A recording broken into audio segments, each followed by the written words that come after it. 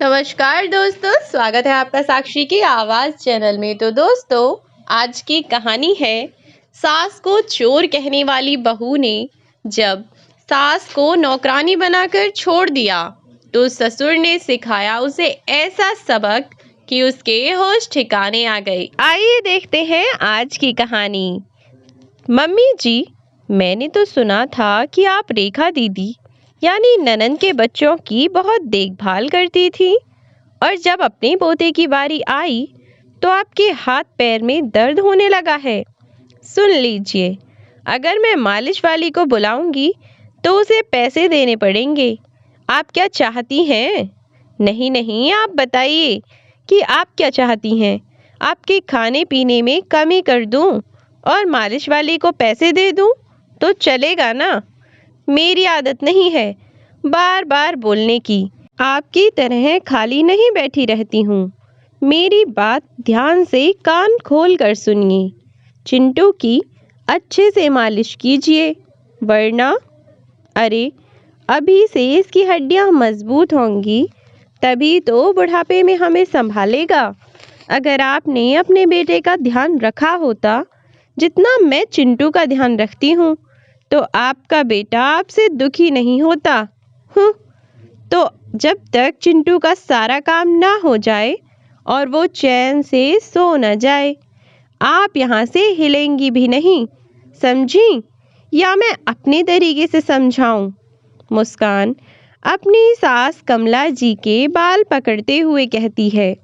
कमला जी रोते हुए बोली, बहू, यही बात तुम मुझसे इज्जत से और प्यार से भी कह सकती थी, पर तुम मेरे साथ ऐसा व्यवहार क्यों करती हो बहू? मैंने अपने बेटे की देखभाल में कोई कमी नहीं छोड़ी थी और ना ही अपनी सास के भरोसे रहती थी। सब कुछ तो अपने हाथों से करती थी। वो बात अलग है कि अब किसी के आ जाने से मेरा बेटा अपनी माँ को, उसके प्यार को और उसके त्याग को भूल गया, और मैं अपने पोते की देखभाल भला क्यों नहीं करूँगी? वो भी तो मुझे जान से प्यारा है। पर ज़मीन में बैठकर मुझसे अब कोई भी काम नहीं हो पाता है। तुम कहो तो पलंग पर चद्दर बिछाकर फिर उसकी मालिश कर देती हूँ। कम से कम मुझे उठने बैठने में दिक्कत नहीं होगी। मुस्कान बोली, क्या तेरी इतनी हिम्मत कि तू मेरे बिस्तर पर पाँव रखेगी? टांगे तोड़कर तुम्हारे हाथ में दे दूंगी। ज्यादा ख्वाब ना देखा कर। देखो तो, बुढ़ापा बढ़ता जा रहा है, लेकिन जवाब देना कम नहीं हो रहा है। मुझसे बहस करती है। अरे बुढ़िया, तू ये भूल गई है, अगर हम तुझे छोड़कर चले जाएं तो तुम लोगों को कोई पूछने वाला भी नहीं होगा। अब जाओ और फटाफट चिंटू की अच्छे से मालिश करो। मम्मी जी कहकर थोड़ी इज्जत क्या दे देती हूँ तो सर पर बैठने की कोशिश करती है। मुस्कान इतना कहकर फोन पर अपनी माँ से बातें करने लगी और अपनी सास की चुगली करने लगी। यह तो मुस्कान का रोज का नाटक था।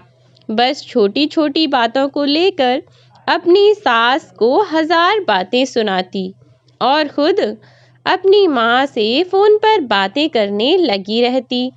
और ऐसे ही उसकी माँ थी, जो उसे कभी भी सही रास्ते पर चलने की सलाह न देती, बल्कि अपनी सास को परेशान कैसे करे, इस बात के लिए उसे रोज तीसरे दिन नई नई तरकीब बताती रहती थी।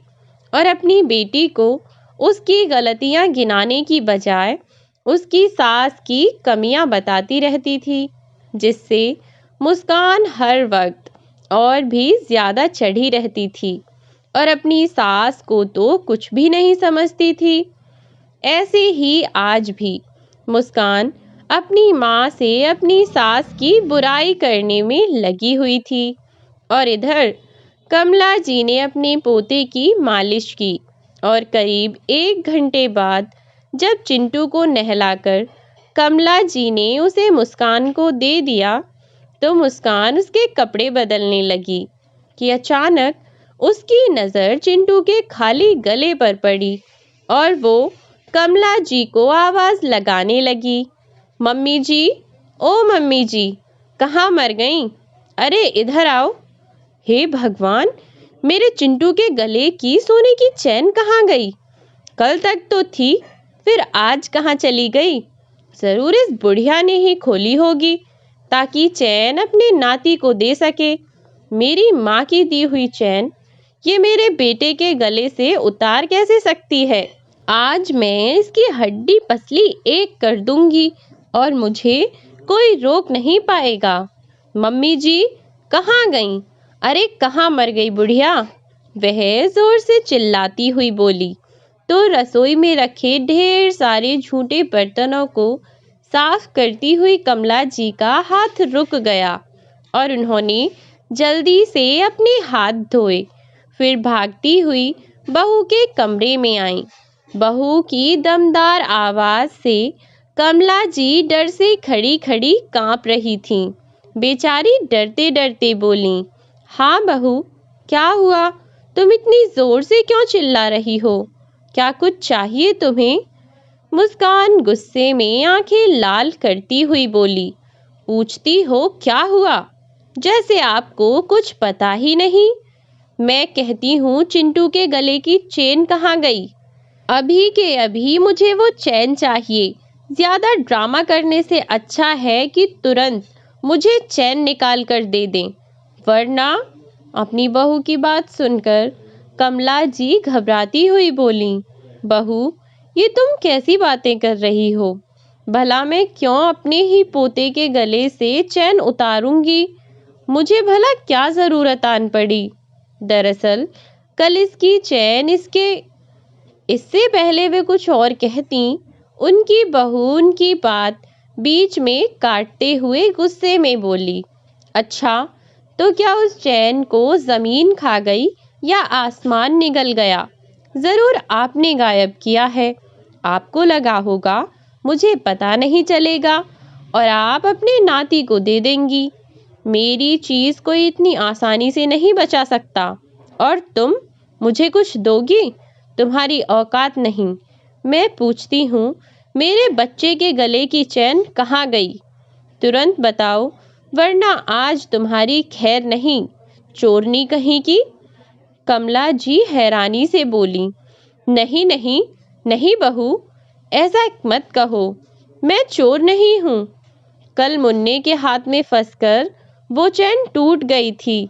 इसके दादाजी को मैंने कहा था कि सुनार से बनवा लाओ, पर उनके पास उतने पैसे नहीं थे, तो मैंने उस चैन को संभाल कर रखा है। मुस्कान बोली, बड़ी आई चैन बनवाने वाली, और वो चैन टूटी कैसे? मेरी माँ ने तो बहुत मजबूत चैन दी थी। कहीं आपने उस चैन को हल्की चैन से तो नहीं बदल दिया? कोई भरोसा नहीं आप जैसे भिखारी का। कुछ पैसों के लिए अपने ईमान को बेच सकते हैं, और जहां बात बेटे बहू के पैसों की आती है, तब तो गिद्ध की तरह नजर गड़ाए पड़े रहते हैं। आप लोगों से तो कुछ अच्छी चीज अपने पोते को दी नहीं जाती, और मेरी माँ देती है तो उसमें भी आप खोट निकाल रही हैं। मैंने कहा था अपनी माँ को, किन कंगालों के परिवार में आ गई हूँ, पर पति के कमाई पर मैं खुश हूँ। वो भी आप लोगों से देखा नहीं जाता है। अरे, मेरा बेटा बड़ा हो जाएगा तो उसे भी अपने दोस्तों से आप लोगों को मिलवाने में शर्मिंदगी महसूस होगी। चलिए, दीजिए मुझे चैन। मैं इसमें कुछ पैसे लगाकर दूसरा चैन बनवा दूंगी अपने राजा बेटा के लिए।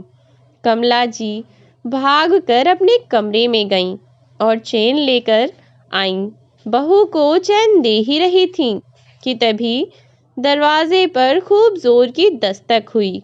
मुस्कान बोली, अब खड़ी खड़ी मेरा मुंह क्या देख रही हैं? जाकर देखिए कौन आया है। कमला जी ने दरवाज़ा खोला तो सामने मुस्कान की माँ मंजू देवी आई थीं।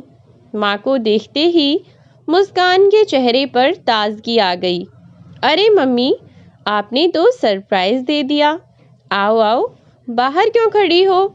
मम्मी जी, क्या आप मेरी मम्मी का सामान गेस्ट रूम में रख देंगी और जाकर उनके लिए अच्छी सी चाय बनाकर लाइए।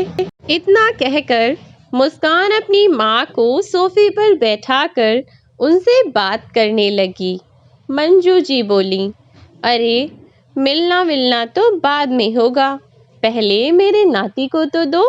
इतना कहकर वो चिंटू को लाड करने लगी और उसका खाली गला देखकर बोली, मुस्कान, ये क्या, मेरे नाती का गला क्यों खाली है? क्या मेरी दी हुई सोने की चैन तुम लोगों को पसंद नहीं आई? मुस्कान बोली, अरे नहीं मम्मी, वो बात नहीं है। न जाने मम्मी जी ने कैसे मालिश की कि चेन टूट गई। मंजू जी तिरछी नजर से कमला जी की तरफ देखते हुए बोली, खुद तो कुछ कोई दे नहीं सकते और हमारी दी चीजों को खराब बता रही हैं। अरे पेंशन पर जी रहे हैं, उन्हें क्या मालूम सोने की चैन कैसी होती है। मुस्कान ने बात को टाल दिया और माँ से इधर उधर की बातें करने लगी।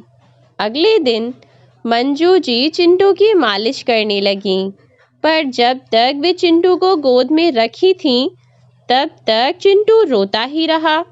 10 मिनट मालिश करके मंजू जी बोली, अब तो मेरे हाथों में दर्द होने लगा है। मुस्कान बोली, मम्मी आप रहने दीजिए, बहुत हो गई मालिश, अब आप थोड़ा आराम कर लीजिए। बहू की बातें सुनकर कमला जी हैरान थी कि वे पूरे दिन घर का काम और बच्चे के काम में लगी रहती हैं। कभी मुस्कान ने उनके लिए एक मीठा शब्द भी नहीं बोला और माँ 10 मिनट बच्चे की मालिश कर दी तो उसने अपनी माँ की थकान उसे दिखने लगी। वे दोनों माँ बेटी बातें कर रही थीं। मुस्कान बोली, और माँ, ये बताओ भाभी आपका ख्याल तो रखती है ना? मंजू जी बोली, अब क्या ही बताऊं बेटा, घर का सारा खर्च तुम्हारे पापा के पेंशन पर ही चलता है। उस पर भी तुम्हारी भाभी चाहती है कि घर के छोटे मोटे काम अब मैं करूं। मत पूछो मेरी क्या हालत हो रही है। मुस्कान बोली, भाभी ऐसा कैसे कर सकती हैं? भैया से कहकर उनकी अच्छे से खिंचाई करवाओ। क्या उनके माँ बाप ने यही संस्कार दिए हैं कि दूसरे के घर जाकर उसके माँ बाप को परेशान करो? अरे पापा को पेंशन मिलती है, कोई खजाना नहीं जो वो उन पर लुटाते रहेंगे। जितनी हैसियत होगी उतना ही तो वे खर्च करेंगे। आप चिंता मत करो, अगली बार मैं आऊंगी तो भैया भाभी दोनों से अच्छे से बात करूंगी। आखिर वो आपके साथ ऐसा व्यवहार कैसे कर सकती हैं? अरे उस घर की मालकिन हो आप, वो घर पापा का है और जैसा आप कह रही हैं कि आप दोनों का सारा खर्च पापा के पेंशन पर ही चलता है, फिर वो आपके साथ ऐसा कैसे कर सकती हैं? आप लोग किसी पर बोझ नहीं हैं। कमला जी अपने पति मनोहर बाबू के साथ बैठी बैठी कमरे में सब सुन रही थीं। उन्होंने मनोहर बाबू से कहा, देखो जी, बहू की माँ पर बात आई तो दूसरे घर की माँ बेटी बुरी हो गई। काश कि बहू हमारे रिश्ते के बारे में भी ऐसा ही सोचती। मनोहर बाबू बोले, कमला, जो चीज हो ही नहीं सकती उसके बारे में सोचकर क्यों दुखी होती हो? और ये तो इन दोनों माँ बेटी के चेहरे पर मुखौटा है जो न जाने कब उतर जाए। इसीलिए अपने मन को दुखी मत करो। आजकल लगभग हर घर की यही हालत है। कमला जी बोली, मैं आपके कहने का मतलब नहीं समझी। मनोहर बाबू बोले, जानती हो कमला, आज सुबह की सैर पर हमारे पुराने पड़ोसी रमेश बाबू मिले थे। बहुत उदास लग रहे थे बेचारे। लोग कहते हैं जिसके पास बेटा होता है उसकी जिंदगी की नैया पार लग जाती है, पर उनकी किस्मत को देखकर ये बात मानने को दिल ही नहीं करता। मनोहर बाबू की बातों में उदासी और उनके चेहरे पर चिंता की लकीरें दिख रही थीं। कमला जी बोली, अजी, अपनी स्थिति के वो खुद ही जिम्मेदार हैं। अब ना घर के रहे ना घाट के। उन्हें लगता था ज्यादा बेटे रहेंगे तो उनकी ज्यादा देखभाल होगी, पर देख लो आज उनकी क्या स्थिति है। काश कि अपने तीनों बेटों से उन्होंने अपने रिश्ते मजबूत बनाए होते तो आज ये दिन नहीं देखना पड़ता। तब मनोहर बाबू बोले, कमला, जब किस्मत खराब हो तो इंसान अगर हाथी पर भी बैठा रहे ना तो भी उसे कुत्ता काट लेता है। हमारा तो एक ही बेटा है, और क्या हमने उसके साथ रिश्ते अच्छे नहीं बनाए? फिर वो या बहू हमारी इज्जत क्यों नहीं करती? क्या मैं उन पर बोझ हूँ? मैं भी अपने घर में रहता हूँ, अपनी पेंशन पर जीता हूँ। कमला जी बोली, हाँ, सही ही कह रहे हैं। अब दूसरे में क्या ही कमी निकालें, जब अपनी भी किस्मत वैसी ही है। मैंने सुना था वो अपने बच्चों को बहुत शासन में रखते थे, छोटी छोटी बातों पर भी टोका करते थे। शायद उसी का गुस्सा बच्चे निकाल रहे होंगे। मनोहर बाबू बोले, ये तो गलत बात है ना। माँ बाप अगर बच्चों को किसी चीज के लिए टोकते हैं तो वे उनके भले के लिए, ताकि जीवन में कभी उन्हें तकलीफ का सामना न करना पड़े। हमने भी तो अपने बेटे के साथ सामंजस्य बिठाया था ना। इकलौता बेटा था, कितनी ही उम्मीदें थीं, पर पूरी कहाँ हुई। कमला जी बोली, अब रमेश भाई साहब क्या करेंगे? कुछ सोचा है? आपसे कुछ बताया? मनोहर बाबू बोले, हाँ, कह तो रहे थे कि अब कठोर कदम उठाऊंगा। जो बच्चों के साथ पहले नहीं किया, अब वो सबक उन्हें सिखाऊंगा। जब बुढ़ा बुढ़ी दोनों को अकेले ही रहना है तो क्यों बेटों की कड़वी बातें सुने। 2 रोटी तो काम वाली भी बनाकर दे सकती है। फिर बहू की जली कटी बातों के साथ वो रोटी गले के नीचे भी नहीं उतरती। उनकी बातें कमला जी के दिलो दिमाग में छप गईं और उन्हें कुछ सोचने पर मजबूर करने लगीं। तभी मुस्कान आकर बोली, अगर इधर उधर की चुगली खत्म हो गई हो तो खाने की तैयारी कर लीजिए। मेरी माँ आई हैं, कल चली जाएंगी। अब क्या उन्हें चाय पिलाकर ही भेजेंगी? आपके राज में ये सब होता होगा, मेरे राज में नहीं होगा। चलिए जाइए और खाने की तैयारी कीजिए। और हाँ, सुबह की 4 रोटी बची हुई हैं तो वो आपके और पापा जी के लिए हो जाएंगी, तो हिसाब से ही बनाइएगा। मुस्कान अपनी बात कहकर चली गई। कमला जी मनोहर बाबू की तरफ देखकर बोली, क्यों जी, राशन तो आप ही खरीद के लाते हैं, फिर हमारी ही रोटियां क्यों गिनी जाती हैं? और ये घर मेरा है, फिर मैं ही इस घर में चोर क्यों बन जाती हूँ? रमेश भाई साहब अपनी पत्नी के लिए इस उम्र में इतने चिंतित हैं। क्या आपको मेरी बेइज्जती नहीं दिख रही? आपने वादा किया था जीवन भर मेरा ख्याल रखेंगे। क्या ऐसे होता है बुढ़ापे में ख्याल? आपसे अच्छे तो रमेश भाई साहब हैं। कहते कहते कमला जी की आंखें भर आईं और वो चुपचाप रसोई की तरफ चली गईं।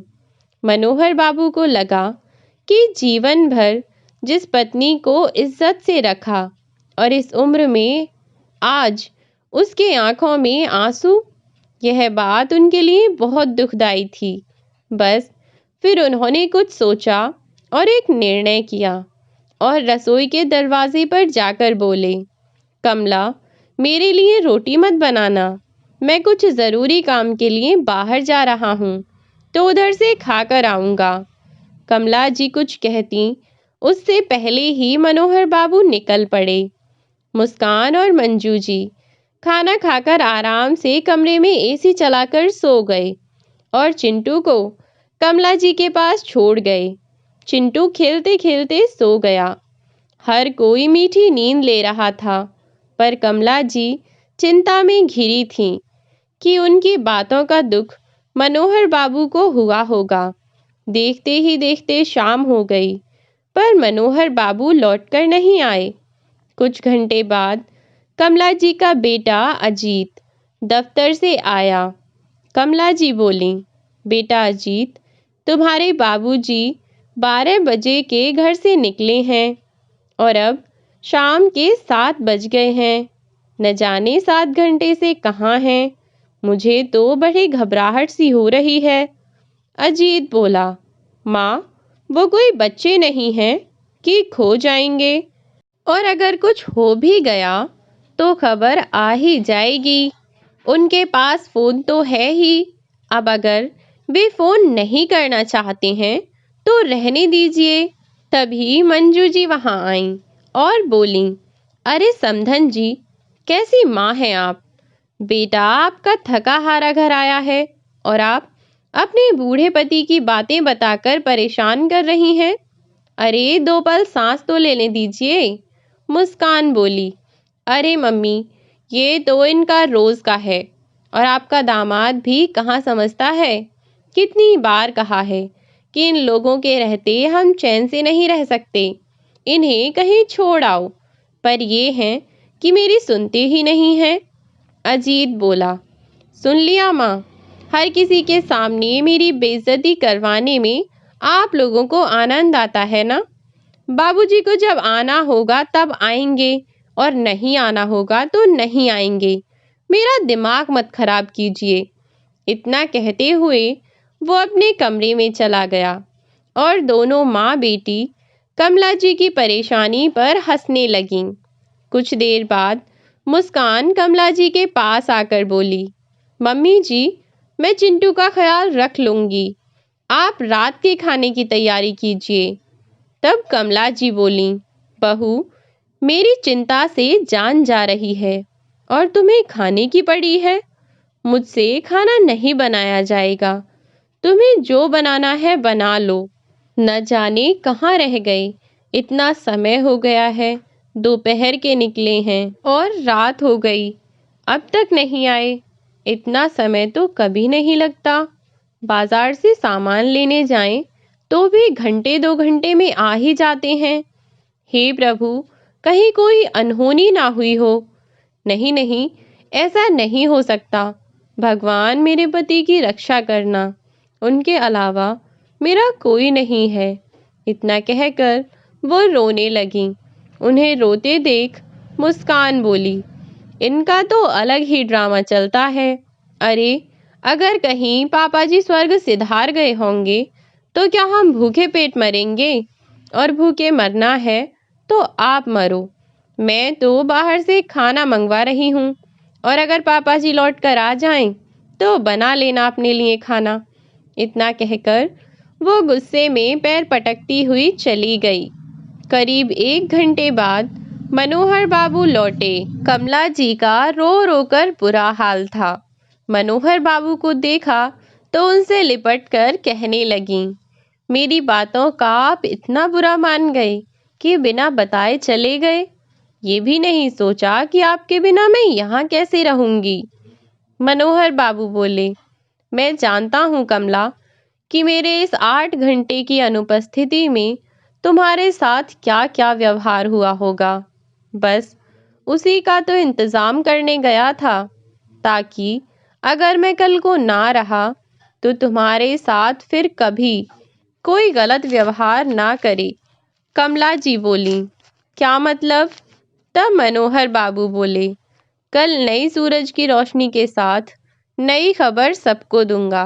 पहले तो तुम ये खाओ, मैं नंदूराम की दुकान से कचौड़ी और सब्जी लाया हूँ, चलो दोनों साथ मिलकर खाते हैं। कमरे में जाकर दोनों ने खाना खाया और फिर खाना खाकर दोनों बातें करते करते सो गए। अगले दिन मनोहर बाबू सोफे पर बैठे कमला जी से बोले, कमला, मेरे लिए एक इलायची वाली चाय बना दो, बस 1 कप ही बनाना।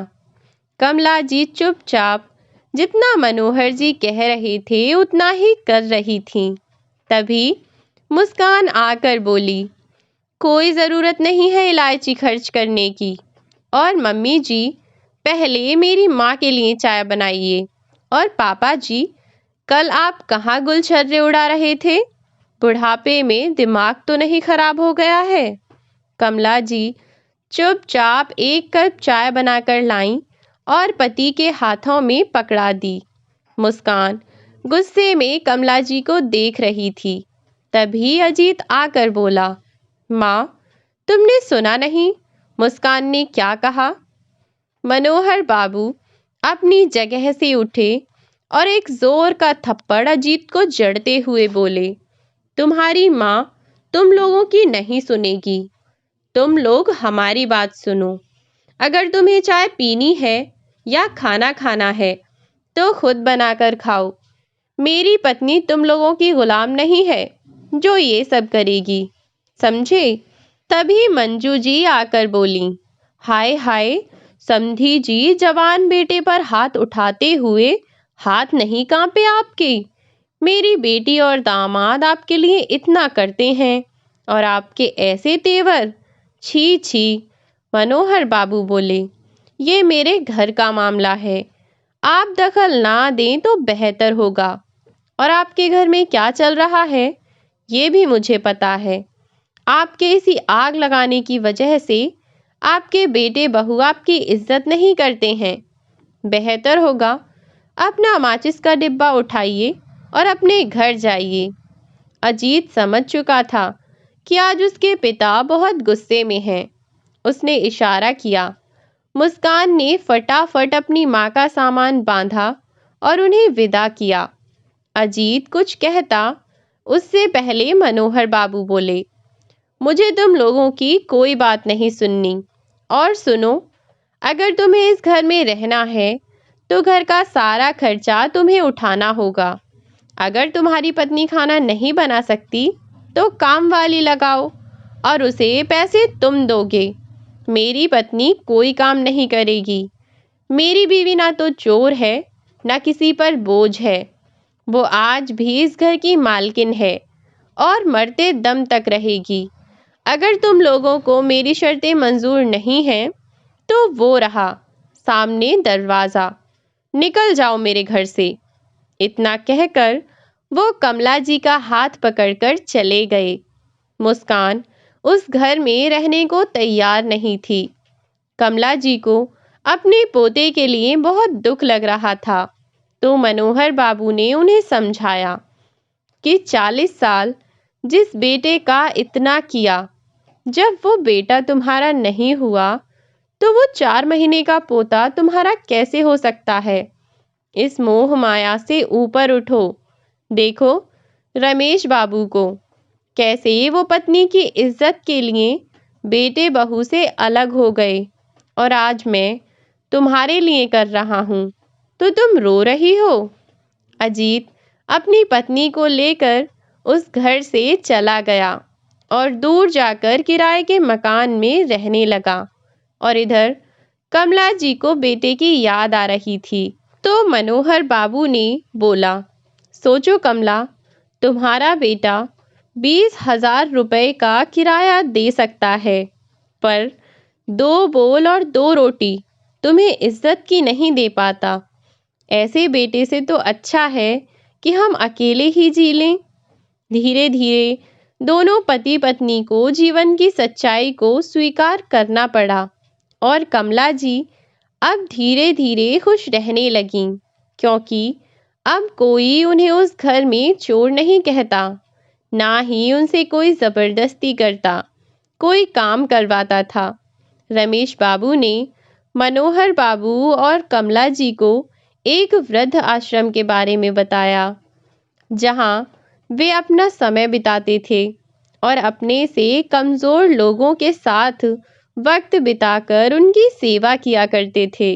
अब कमला जी का वक्त भी अनाथ आश्रम और वृद्ध आश्रम में बीतने लगा।